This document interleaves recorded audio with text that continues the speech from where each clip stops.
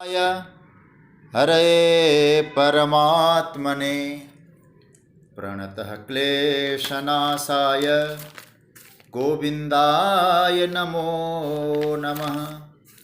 नमः परमहंसास्वादितचरणकमलचिन्मकरन्दाय भक्तजनमानसनिवासाय श्रीरामचन्द्राय वागीशायस्य वदने लक्ष्मीर्यस्य च वक्ष्यसि यस्यास्ते हृदये संवित् तं नृसिंहमहं भजे। गुरुर्ब्रह्मा गुरुर्विष्णुर्गुरुर्देवो महेश्वरः गुरुसाक्षात् परब्रह्म तस्मै श्री गुरवे नमः। भगवत चरण कमलानुरागी सभी आत्मीय प्रिय स्वजन प्रियजन, आप सभी को मेरा प्रणाम वंदन, आप सभी का अभिनंदन। जय सिया राम, राधे राधे। भगवान की मंगलमयी कृपा करुणा से हम सभी लोग परम भाग्यशाली हैं कि मानव जीवन में हम सबको सत्संग प्राप्त हो रहा है और श्रीमद् भगवद गीता के आधार पर हम लोग थोड़ा सा आत्मचिंतन कर रहे हैं। परमार्थ की ओर आगे बढ़ने का हमारा प्रयत्न चल रहा है। कल भगवान की मंगलमय कृपा से हम लोगों ने दैवी प्रकृति के संबंध में, जो महापुरुषों में महात्माओं में जो दैवी प्रकृति होती है, उस संदर्भ में चिंतन किया। और 13वां श्लोक जिसको हमारे प्राय सभी पूज्य आचार्यों ने कहा, यह इस अध्याय का क्या, यह पूरे श्रीमद् भगवद गीता का महानायक है।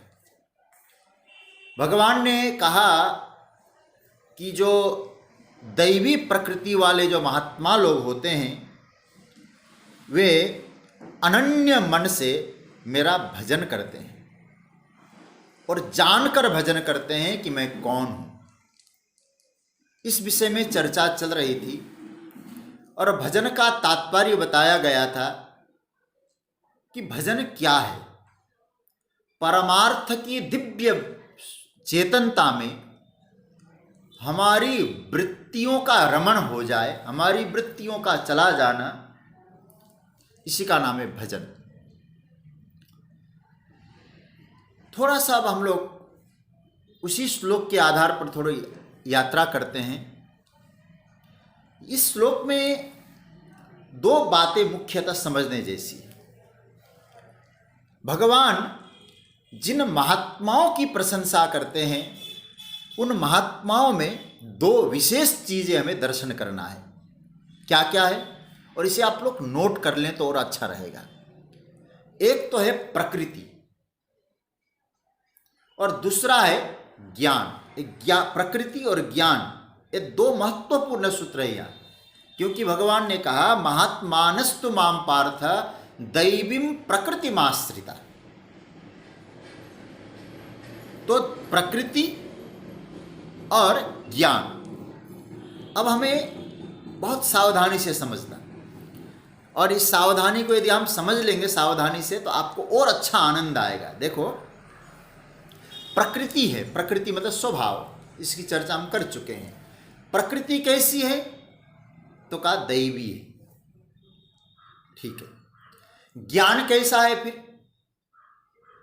ज्ञान भूतादिम अव्ययम ज्ञात्वा, तो ज्ञान है यथार्थ, ज्ञान है सही, और प्रकृति है दैवी।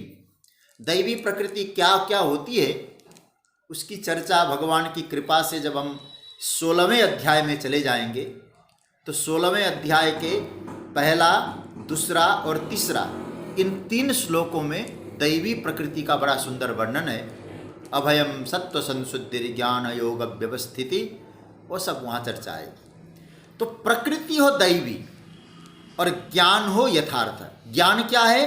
भूतादिम अव्ययम, ये महात्मा ऐसे होते हैं। अर्थात इनकी प्रकृति तो है साधु की, और ज्ञान है बिल्कुल बिल्कुल यथार्थ, शास्त्रानुकूल, धर्मानुकूल, वेदांत प्रतिपाद्य ज्ञान है।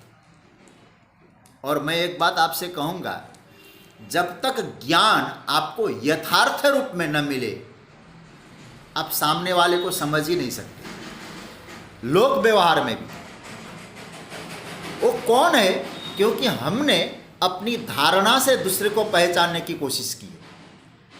क्योंकि दूसरे को पहचानने से पहले हम उसके विषय में, उसकी पर्सनैलिटी की एक मूर्ति जो है एक अपने गढ़ के रखते हैं, अपनी धारणा से बनाते हैं, वो व्यक्ति ऐसा होगा, वो व्यक्ति ऐसा होगा।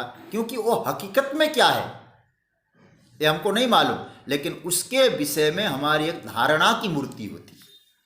तो हमारी धारणा की मूर्ति तो खो जाए, और जो हकीकत है, वो सत्य है, यथार्थ है, वो बोध हो जाए, तो हम व्यक्ति को पहचान सकते हैं। देखिए, हनुमान जी महाराज जब लंका की यात्रा करते हैं, तो लंकिनी ने हनुमान को नहीं पहचाना, और हनुमान जी को लंकिनी ने चोर समझ लिया, मोरा आहार जहां लगी चोरा। और बाद में जब हनुमान जी ने उसके मस्तक पर मुष्टिका का प्रहार किया, तो अब जरा देखिए, पहले हनुमान जी को चोर समझ रही थी, हनुमान जी सजग साधक है, और जिन्हें चोर समझ रही थी। और बाद में वही लंकिनी क्या कहती है, वो लंकिनी कहती है, तात मोर अति पुण्य बहुता, देखे नयन राम कर दूता। मेरा बड़ा भारी पुण्य था कि मैंने राम दूत का दर्शन किया। इसका अर्थ क्या है? इसका अर्थ यह है, आपकी प्रकृति तो स्वभाव, मतलब आप पहचानना चाहते हैं किसी को, दो चीजें चाहिए, आपका स्वभाव, आपकी प्रकृति सुंदर हो, दैवी हो, और आपका ज्ञान यथार्थ हो। दैवीम प्रकृतिमाश्रिता, ज्ञान भी ठीक हो और स्वभाव भी ठीक हो, तब क्या होगा?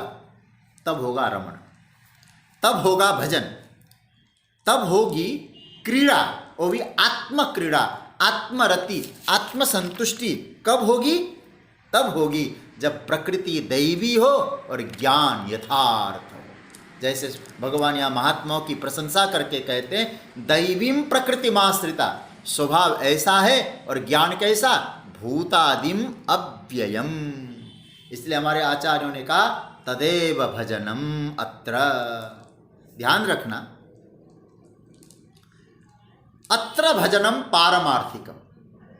यहां जो भजन की चर्चा है, भजन पारमार्थिक भजन है, व्यवहारिक भजन की चर्चा नहीं है। पारमार्थिक भजन क्या है? पारमार्थिक भजन का मतलब है आत्मरमणम। किम भजनम? भजनम नाम रसनम।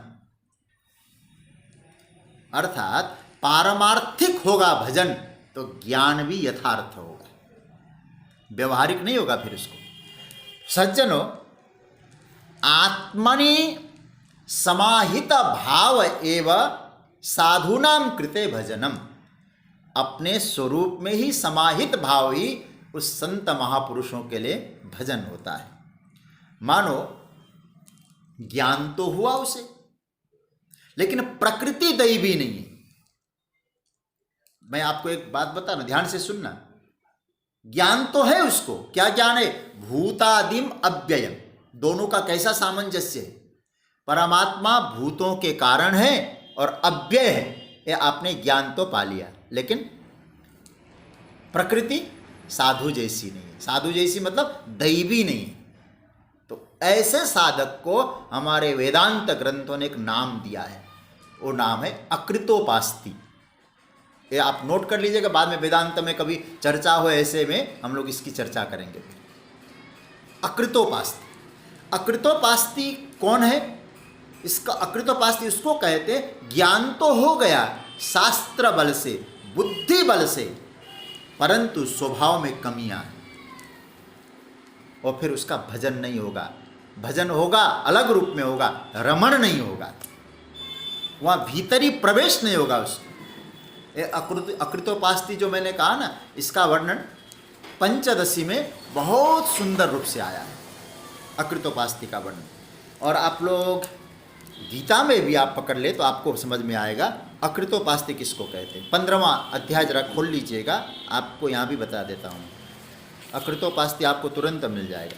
15वें अध्याय का 11वां श्लोक, नीचे वाली पंक्ति, यतंतोप्य कृतात्मानो नैनम पश्यंत चेतस। देखो, अकृतात्मानो, यतंत अकृतात्मानो, अकृतात्मानो वो जो है ज्ञान मात्र प्राप्त किया है, कृतज्ञ कृतार्थता नहीं, दैवी प्रकृति उसके जीवन में नहीं।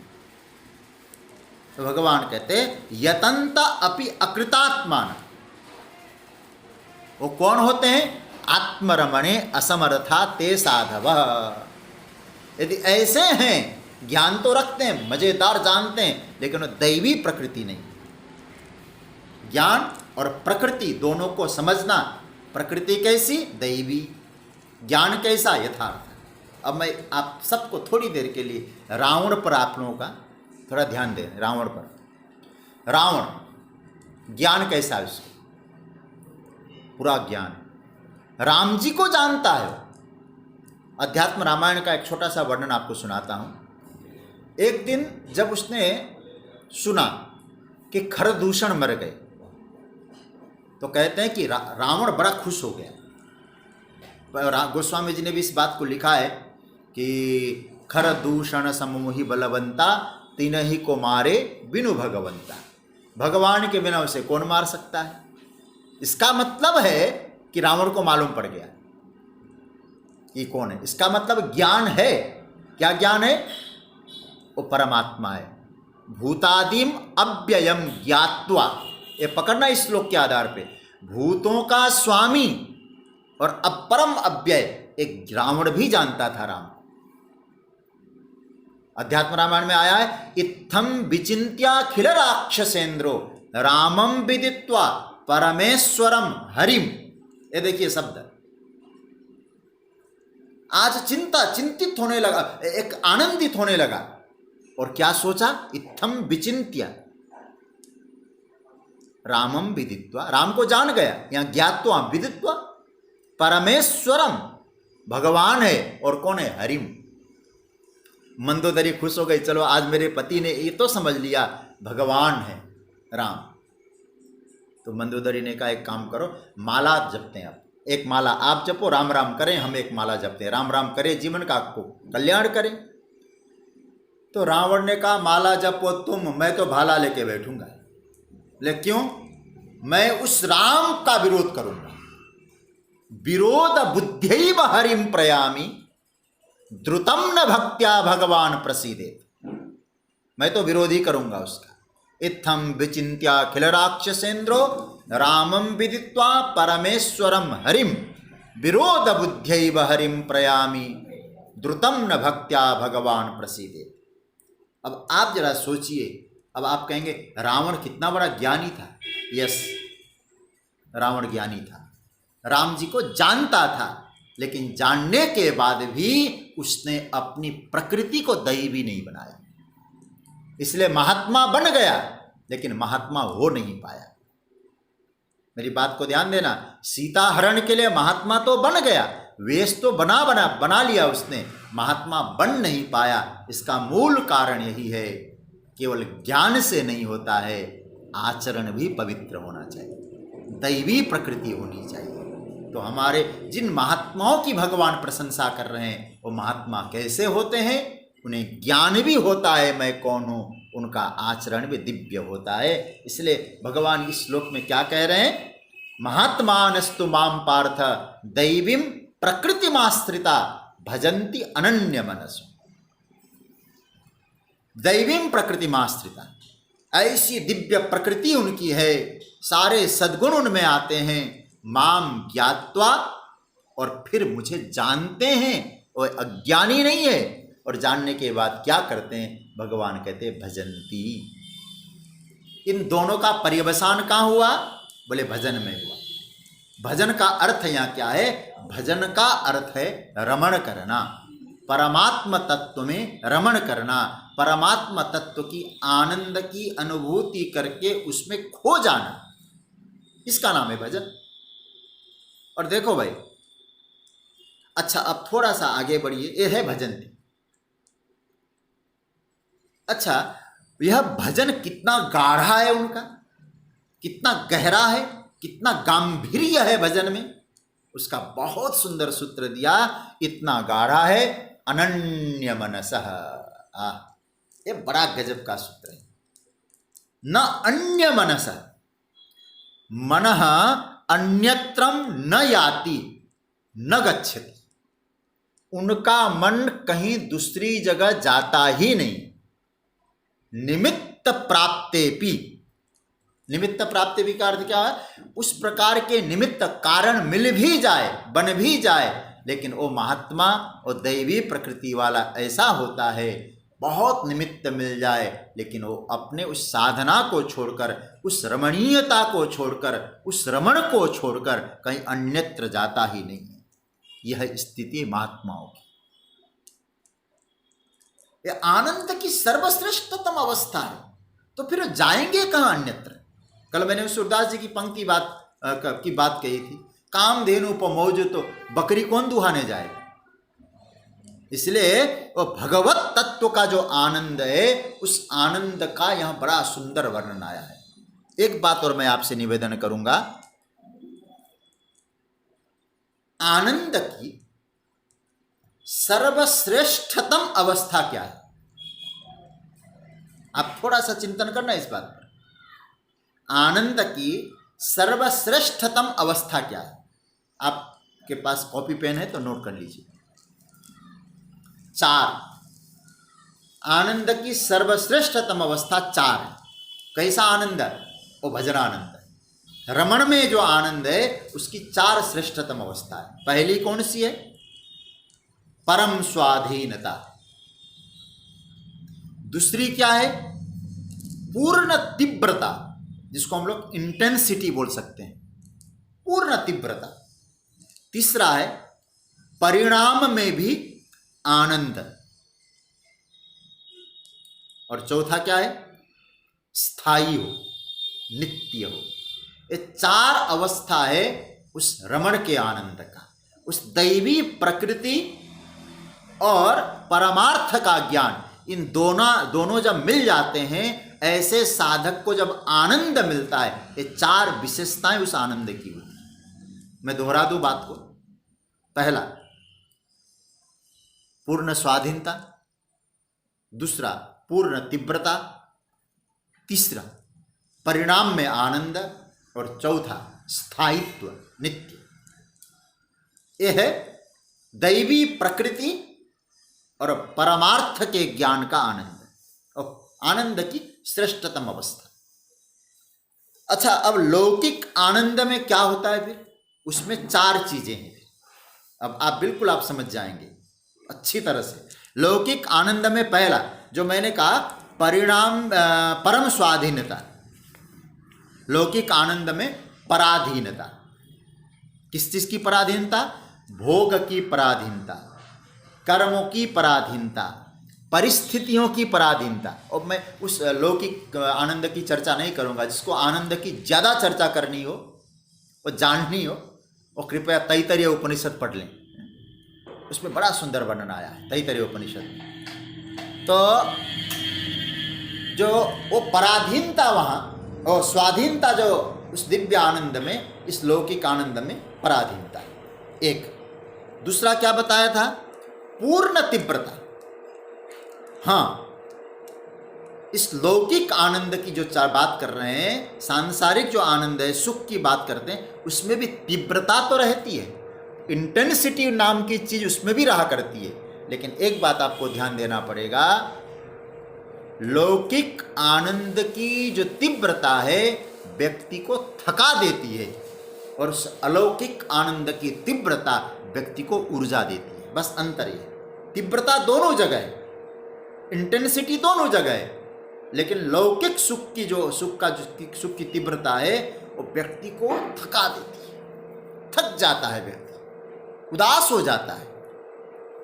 नकारात्मक विचारों से कभी कभी भर जाता है, लेकिन उस परमार्थ का जो आनंद है सज्जनों, उसमें जो तीव्रता होती है ऊर्जावान तीव्रता होती है। तीसरी बात मैंने कही थी, परिणाम में आनंद मिलता है।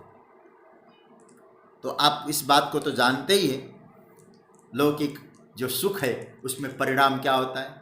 परिणामे दुखमिव तत्सुखम राजसं स्मृतम, 18वां अध्याय। तो इसका मतलब है परिणाम दुखदायी।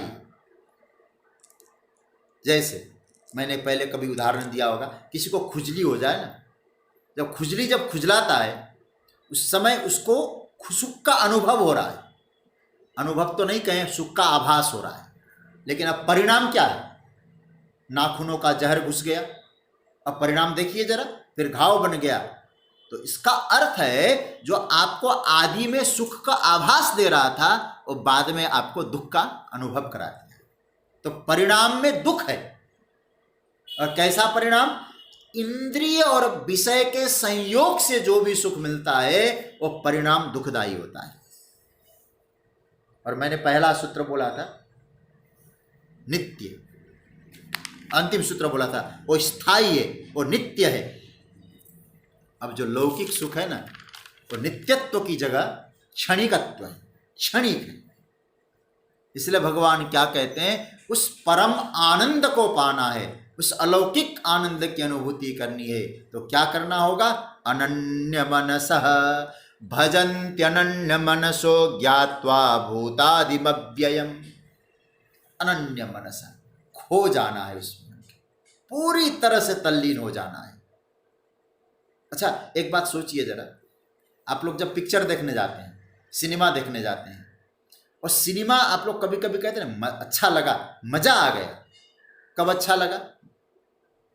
जब आप उसमें खो जाते हैं, आप अनन्य मन हो जाते हैं, तब आपको आनंद आता है। अब गीता का जो स्वाध्याय चल रहा है, गीता का जो चिंतन हम लोग कर रहे हैं, आप लोग को आनंद क्यों आता है?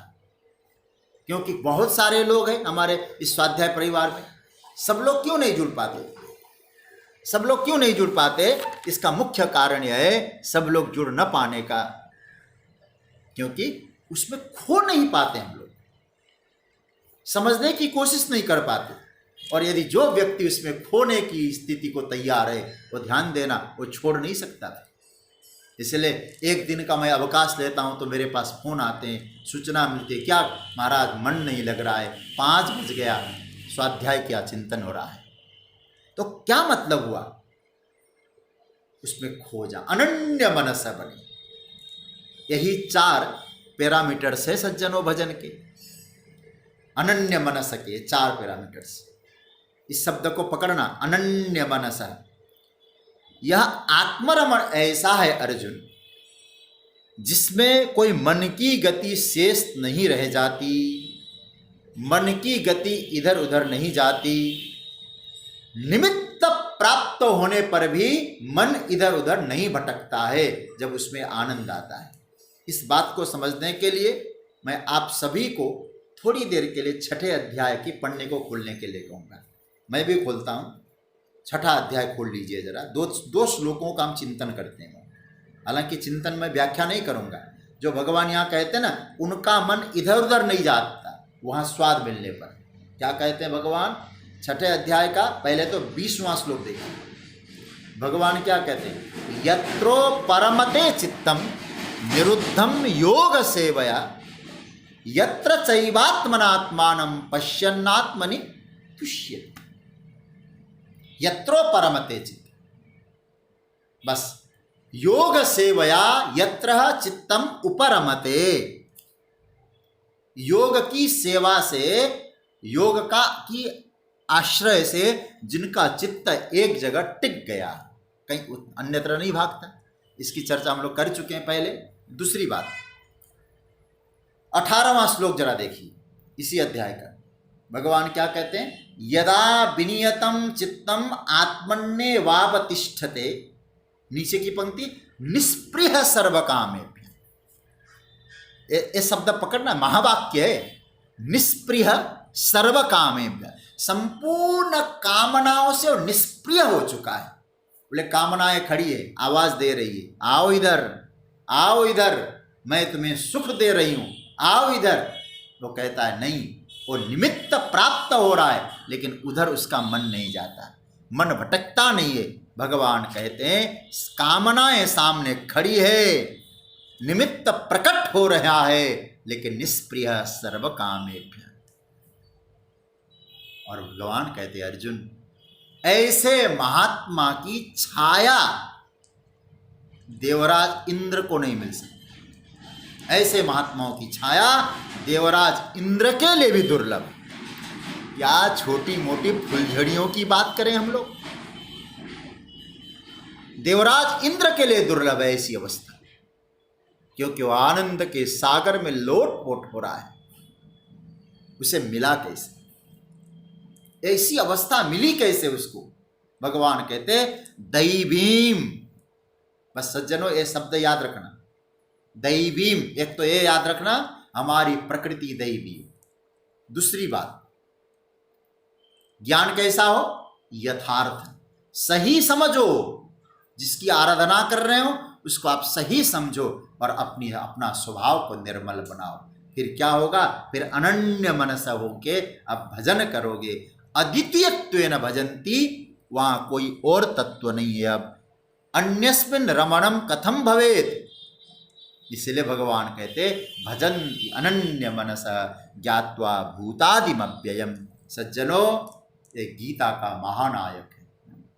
जैसे कोई खिलाड़ी खेल में एक महानायक होता है, एक गीता का महानायक है। बस एकत्व की अनुभूति करो। एक कहीं किसी पंक्ति में कभी हमने सुना था, मैं तुझे देखूं तू मुझे देख। अरे सरकार, देखते देखते हो जाए एक।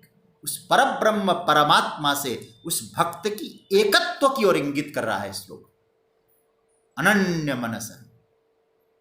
अच्छा, अब भगवान ये सब क्यों इतनी महात्माओं की चर्चा करके कहते? महात्माओं में दो बात होती है, दैवी प्रकृति होती है, यथार्थ ज्ञान होता है। ज्ञान क्या है? बोले भूतों का स्वामी है और अव्यय तत्व है परमात्मा को। फिर वो उसमें रमण करता है, कामनाएं आने पर भी उसको विचलित नहीं करती। ये तो समझ में आया सरकार, लेकिन ये बात हमको क्यों सुना रहे हैं? तब भगवान मानो ये अंतिम बात, मानो पूरे इस श्लोक का एक सार तत्व समझा रहे हैं। क्या कहना चाहते हैं? अर्जुन, मैं इसीलिए कह रहा हूं त्वम अपि महात्मा भव। बस हम सबको भगवान कह रहे अब तुम भी महात्मा हो जाओ। महात्मा का अर्थ घर द्वार छोड़ के वस्त्र बदलकर हरिद्वार जाना नहीं है। हाँ, पहले इस बात को समझ लेना। महात्मा का अर्थ है जीवन स्वभाव को निर्मल बनाओ और परमार्थ का ज्ञान करो। ये महात्मा। यह केवल महात्मा का गुणगान करने के लिए नहीं कह रहा हूं अर्जुन। त्वमपि महात्मा भव, किसके लिए कह रहे हैं? बोले तुम्हारे लिए कह रहे हैं। एवं भज एवं रम एवं तिष्ठ, इस प्रकार से तू भी रम, तू भी भज, महात्मा बन के जीवन का आनंद ले अर्जुन। अब अर्जुन ने मानो एक प्रश्न किया, प्रभु महात्मा के भजन के बारे में आपने बहुत अच्छा बताया। महात्मा में ऐसी प्रकृति होती है, लेकिन उस महात्मा का जो भजन है ना, उस भजन का स्वरूप कैसा होता है? आप इसको भी बता दीजिए। तब भगवान यहाँ 14वें श्लोक में इसका बड़ा सुंदर वर्णन कर रहे हैं। मेरे साथ आइए इसका हम पाठ करें। 14वां श्लोक। सततम कीर्तयन्तो माम् यतन्तश्च दृढव्रताः नमस्यन्तश्च मां भक्त्या नित्ययुक्ता उपासते। बड़ा सुंदर है, इस पर भी विस्तार से हम चिंतन करेंगे। पहले इसका अन्वय देखते हैं। दृढ़व्रता सततम कीर्तयन्तम च यतन्तः मां नमस्यन्तः नित्ययुक्ताः भक्त्या मां उपासते। इसका अर्थ क्या है? दृढ़व्रता, दृढ़ निश्चय करने वाले जो मेरे भक्तजन है अर्जुन, सततम कीर्तयंतम, हर समय कीर्तन करते हुए, च मतलब और, यतन्तः मतलब प्रयत्न करते हुए, च मतलब और, माम मुझको, नमस्यन्तः मतलब नमन और प्रणाम करते हुए, नित्य युक्ता भक्त्या माम उपासते, सदा मुझसे युक्त होकर भक्ति के द्वारा मेरी उपासना करते हैं। इसका पूरा अर्थ क्या है इस श्लोक का? दृढ़ निश्चय वाले भक्तजन हर समय मेरा कीर्तन करते हुए, प्रयत्न पूर्वक मेरी प्राप्ति के लिए मुझको नमन करते हुए, मुझसे युक्त होकर भक्ति पूर्वक मेरी उपासना करते हैं। जिस विषय में भगवान ने 13वें श्लोक में चर्चा की, जो महात्मा जन है उन महात्माओं की प्रकृति दैवी होती है और ज्ञान उनका यथार्थ होता है, उनके भजन की दिव्यता कैसी होती है। भगवान कहते ये जो लोग हैं जिनकी मैं बातें बता रहा हूं ना अर्जुन, उनमें 2 चीजें हम पहले पकड़ लें। क्या क्या? दृढ़व्रतः, नित्य युक्त। नित्य युक्त, युक्त अर्थात तो जुड़े हुए, और युक्त की चर्चा हम 6ठे अध्याय में भी विस्तार से कर चुके हैं। केवल इतना ही नहीं, युक्त का अर्थ जुड़ना है, लेकिन यहां भगवान कहते हैं नित्य युक्त, हमेशा जुड़े हैं, कभी उनका वियोग होता ही नहीं। 6ठे अध्याय का 30 नंबर का श्लोक, यो मां पश्यति सर्वत्र सर्वं च मयि पश्यति तस्याहं न प्रणश्यामि सच में न प्रणश्यति। इसे कहते नित्य। मैं नित्य युक्त वाले को कभी भी अनुपलब्ध नहीं। जो नित्य युक्त है उनके लिए मैं हर समय उपलब्ध हूं, एनी टाइम, पूरे 7 दिन और 24 घंटे, 24/7 गुणा 7, नित्य युक्ता उपासना। जो नित्य युक्त मुझसे रहे, हर समय मैं उपलब्ध हूं, क्योंकि मैं उनके लिए अनुपलब्ध नहीं। बात समझना, दोनों ओर प्रेम पलता है ना। यदि वे भगवान कहते हैं उनके लिए मैं उपलब्ध रहूंगा हमेशा, तो मेरे लिए भी वो उपलब्ध रहेंगे। जो भाव ये समझते हैं परमात्मा हमारा है, नित्य हमारे साथ है, भगवान कहते उनको मैं कैसे छोड़ दूं। फिर यदि वो भक्त मुझे याद करे और मैं उनको भूल जाऊं, ये तो बड़ा गड़बड़ हो जाएगा। तो फिर कृतज्ञता नाम का दोष एक मुझे लग जाएगा। इसलिए तो भगवान कहते हैं कि हे उद्धव, गोपियों को भूल नहीं पा रहा हूं। उद्धव जी ने कहा क्यों नहीं भूल पा रहे हैं? बोले देखो, मैं भूल तब पाता वे मुझे भूल जाते। वो कैसी हैं? तामन मनस्का मत प्राणा मदर्थे त्यक्त दैहिका। वे मुझ में समर्पित है, उनका प्राण मैं हूं, सब कुछ मुझ में समर्पित कर चुकी हैं वो, तो मैं उनको भूल जाऊं? तुम कहते उनको भूल जाइए, राजकाज संभालिए। उद्धव, इम्पॉसिबल, तब भूलूंगा मैं जब वे हमें भूल जाएं। तो भगवान यही बात कह रहे हैं। यदि वे भक्त मुझे कहते हैं हमारा परमात्मा सदा हमारे साथ है, नित्य है, तो भक्तों के लिए मैं जब नित्य हूं, मेरे लिए वो भक्त भी नित्य है। कैसा? नित्य युक्त उपासते, नित्य मेरी उपासना करते अर्जुन। अच्छा, उपासना क्या है? उपासना किसको कहते हैं? देखो, आसना शब्द का अर्थ है रहना, ठीक है, ये तो आप जब जानते होंगे। उप शब्द का संस्कृत में अर्थ होता है निकट, नजदीक। उप अर्थात नजदीक, आसना मतलब रहना। मतलब भक्त की हर वृत्तियों में परमात्मा रहता है।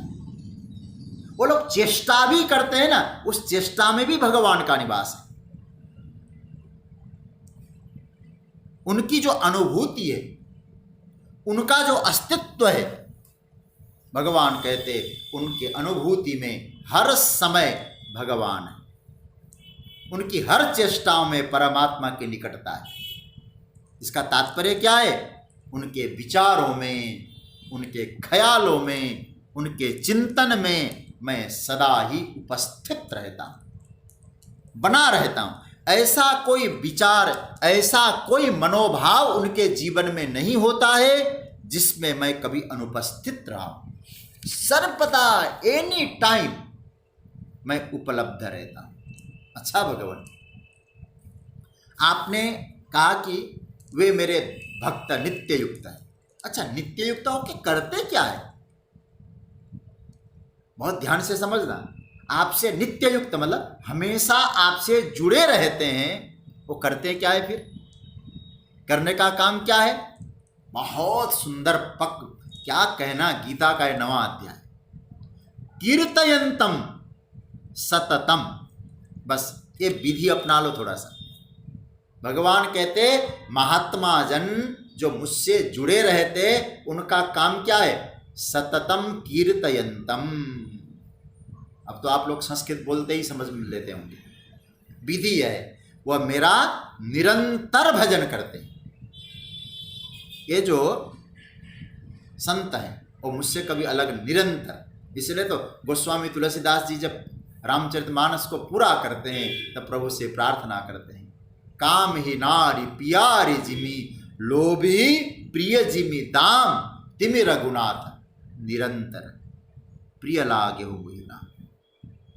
कामी को नारी प्यारी लगती है लेकिन निरंतरता नहीं है प्रभु। लेकिन मैं आपको प्यारा लगूं, आप मुझे प्यारे लगे, इसमें निरंतरता बने, कभी कमी ना आने पाए। एक कीर्तन करते, निरंतर कीर्तन करते। देखो भाई, मैं एक बात और कहूं, मैं वाद्य यंत्रों का विरोधी नहीं हूं। पहली बात तो आपको बता दूंगा, मैं बड़ा आदर करता हूं। मुझे ज़्यादा नॉलेज नहीं, थोड़ा बहुत ही संगीत का नॉलेज है, ज़्यादा तो है नहीं मुझे। लेकिन जो सही रूप में, राग के रूप में, सही रूप में वाद्य यंत्र बजाकर जो कीर्तन करते हैं, बड़े बड़े महात्माओं को मैंने देखा है। वाद्य यंत्रों का उन्होंने सहारा लिया है लेकिन उसे साधन बनाया है। सूरदास जी, मीराबाई, तुकाराम, बड़े बड़े महापुरुष लोग कुछ बजाकर कीर्तन करते थे। वाद्य आदि का सहारा लिया, अपना जीवन सार्थक बनाया। आपको फिर कह दूं, इन वाद्य यंत्रों को क्षुद्र दृष्टि से तो नहीं देखना है, क्षुद्र दृष्टि नहीं हुआ। बस ये जरूर मैं आपसे कहूं, जो व्यर्थ के ढपाढप करते रहते हैं, दूसरे को दिखाने के लिए प्रदर्शन पूर्वक नृत्य करते हैं और बेसुरा गाते हैं, जो फिल्मी टोन में क्या क्या बोलते हैं, उसकी निंदा जरूर होनी चाहिए। क्योंकि और भजन का स्तर जो गिरा देते हैं। अरे महाराज, एक तारा लेकर हमारे अकोला से ओम प्रकाश जी होंगे, उनकी पत्नी भी राय बैठती हैं, चंदा जी। मैंने आपके पिताजी को देखा, बड़े भक्त। सुखताल में जब हमारी कथा थी तो हमारे कमरे के निकट ही उनका कमरा था, बहुत वर्ष पहले। बड़े अच्छे भक्त, और सेठ तो ही, सेठ अमरचंद जी। और जब सुबह के समय मैं अपना संध्या करता होता था तो मजीरा बजा के भजन करते थे, कीर्तन, कोई हो या न हो। अरे महाराज, मैं बाहर बैठ के सुनता रहता था। एक आनंद, एक भाव वो उमड़ता है। इसलिए भगवान कहते सततम कीर्तयंतम। वो उन्होंने कीर्तन किया और धारा बैठ जाती हृदय में, अब सतत उसका चिंतन होता रहता है। एक आपने कभी नाम सुना होगा, बद्रीनाथ में एक महात्मा हुआ करते थे, उनका नाम था बीणा बाबा। अब तो रहे नहीं। पूज्यपाद श्री राजेंद्र दास जी महाराज उनका गुणगान गाते थे, बड़े बड़े संतों ने उनका गुणगान गाया। मैंने जसराज, पंडित जसराज जी के मुख से उनका गुणगान सुना। कहते थे कि वो जब तराई क्षेत्र में आते थे, कभी जबरदस्ती कोई ले आया, बड़े बड़े संगीतकार उनके दर्शन के लिए जाते थे। वो वीणा बजाते थे, और जब वो वीणा बजाने लगते थे महाराज, शुद्ध बुद्ध व्यक्ति खो जाता था। ये क्या है? ये सततम कीर्तयंतम। तो सज्जनों, जितनी देर कीर्तन हो, मन इधर उधर न जाए। मैं ये नहीं कहूंगा कि दिन भर तुम मजिरा लेके बैठो, काम धाम छोड़ दो, ये भगवान नहीं कह रहे। लेकिन जब तक तुम कीर्तन करो, ऐसी व्यवस्था तो बना सकते हो, उतनी देर तक भगवान से जुड़े रहें। ये नित्य युक्त है। सततम कीर्तयंतम, वाणी से अपने इष्ट देव की कीर्ति का गान करें।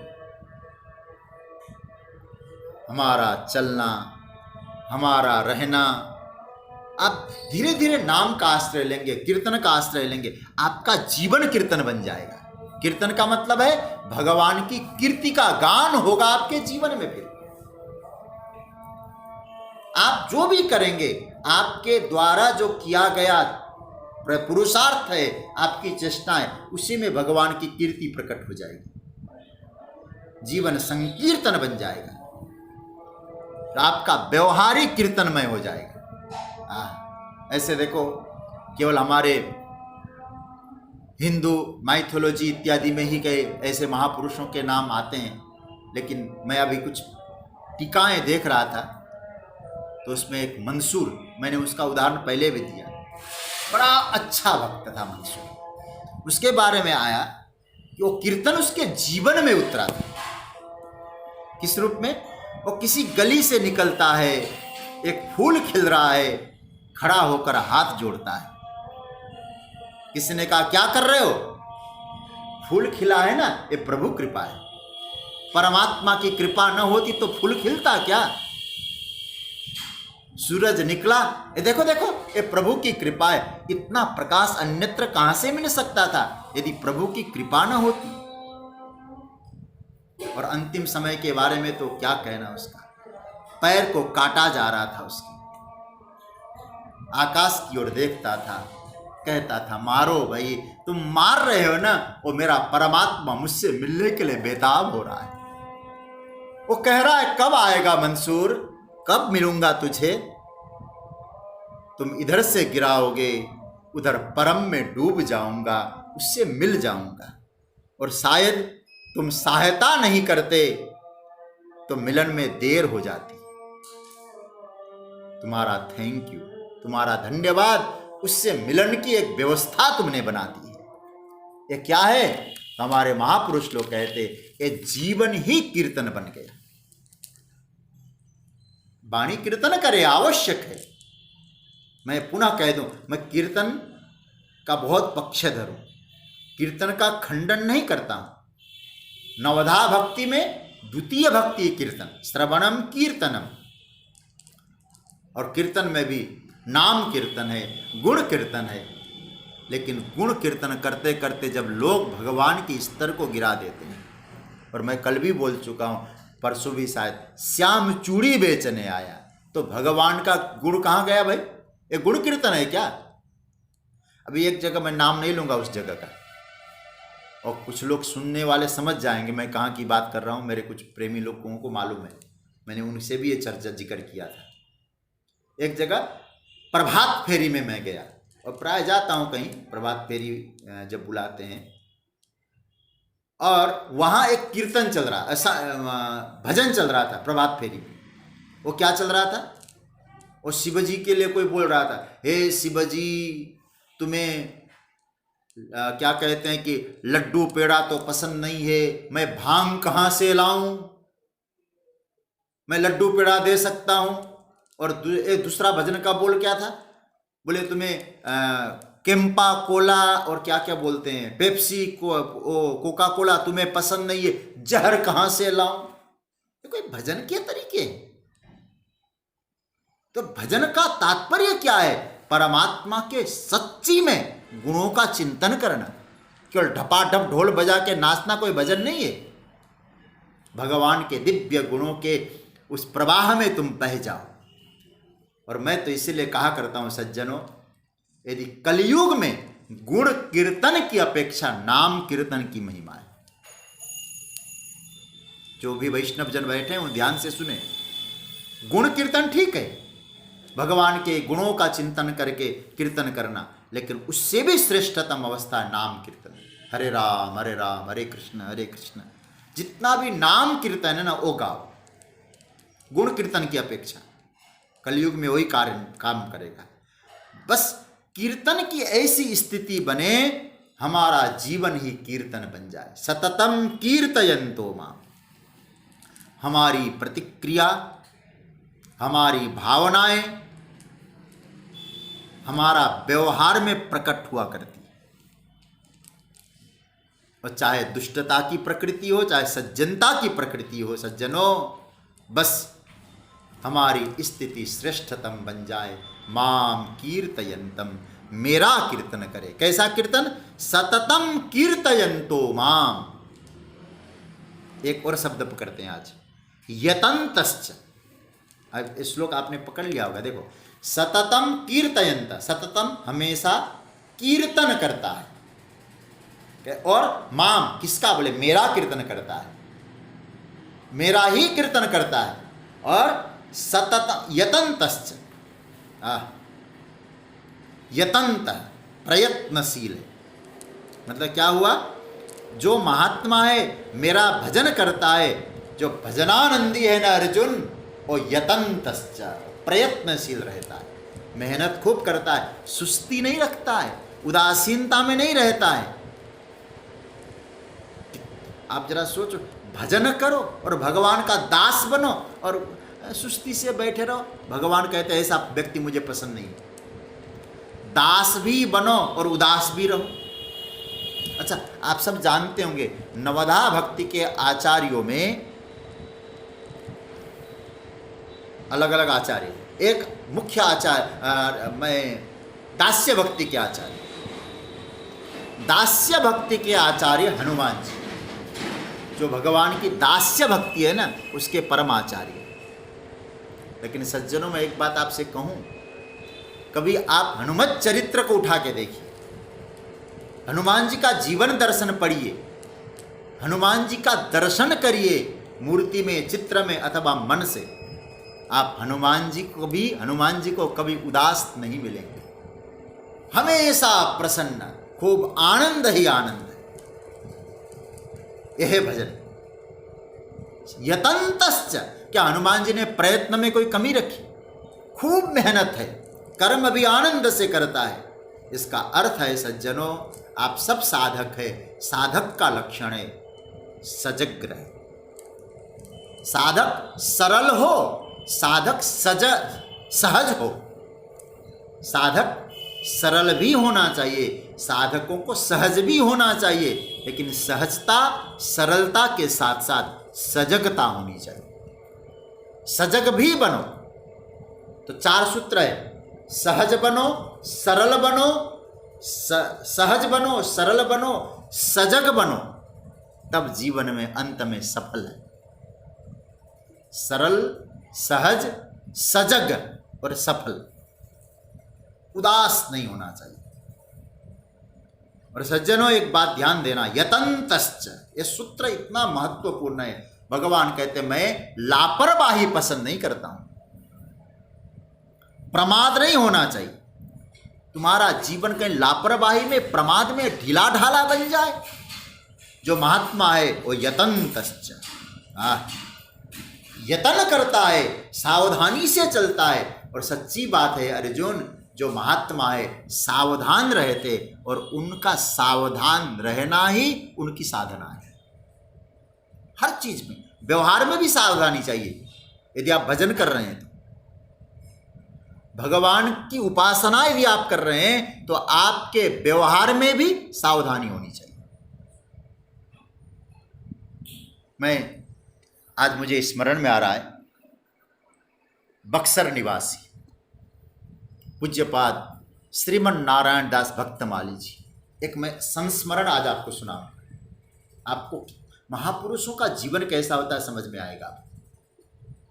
सुखताल में मुझे सौभाग्य प्राप्त हुआ है कि हम एक ही मंच से नारायण दास भक्तमाली पूज्य मामा जी बक्सर वाले और मुझे एक ही पीठ से, एक ही मंच से कथा करने का एक सौभाग्य प्राप्त हुआ है।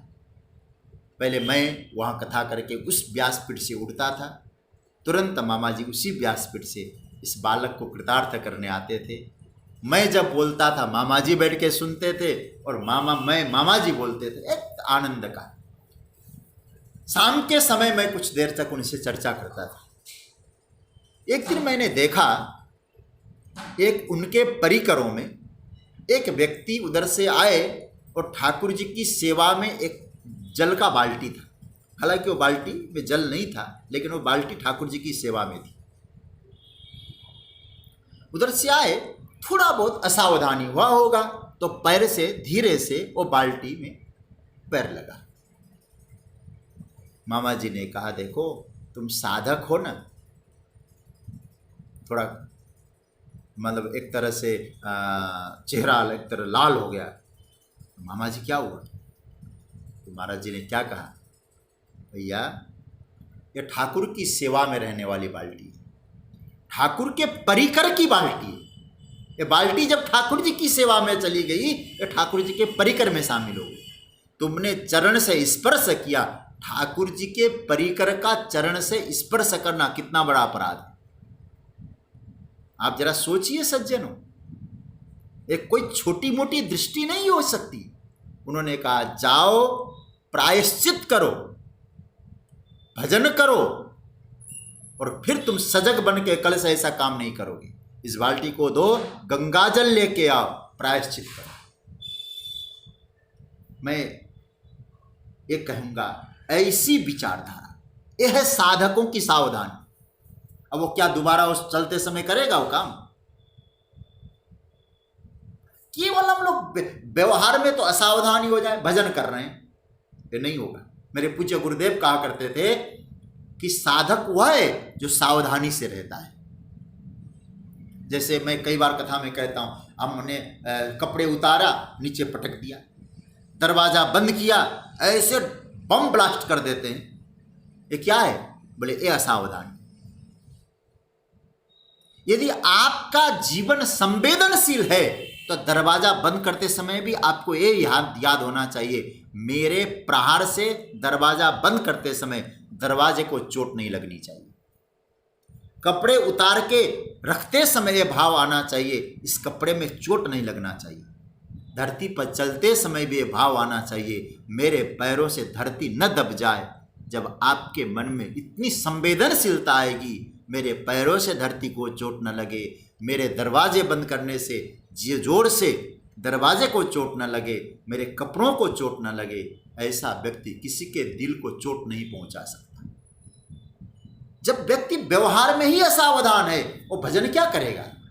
इसलिए भगवान ने यह जो शब्द का प्रयोग किया, यतन्तश्च, लापरवाही भक्त नहीं होता है, प्रयत्नशील होता है। इसलिए मैं तो यति शब्द बनता कैसे? जो यति सन्यासी बोलते हैं ना, इसका मतलब क्या है? यति का अर्थ है यो यतते स यति, जो निरंतर प्रयत्नशील है, सजग है, सावधान है, वो यति है। अरे भाई, जो यत्न करता नहीं है उसे यति नहीं बोला जा सकता है। परमात्मा की प्राप्ति के लिए तो यत्न करेगा। सज्जनों, हम सब साधक हैं, यत्न में कोई कमी नहीं होनी चाहिए, प्रयत्न में कोई कमी नहीं होनी चाहिए। और मैं आपको अनुभव के आधार पे वचन देता हूँ, कह सकता हूँ। कई लोग कहते हैं ना महाराज, थोड़ा कठिन लगता है कभी कभी, आप प्रयत्न तो करो। जो लोग शुरुआत में हमसे गीता से जुड़े थे, वो कहते लग रहा था महाराज जी गीता समझना बहुत कठिन है, अब तो बिल्कुल समझ में आ रहा है। ये क्या है? ये आपकी मेहनत है। ऐसे कई लोगों ने मुझे संपर्क करके इस बात को कहा।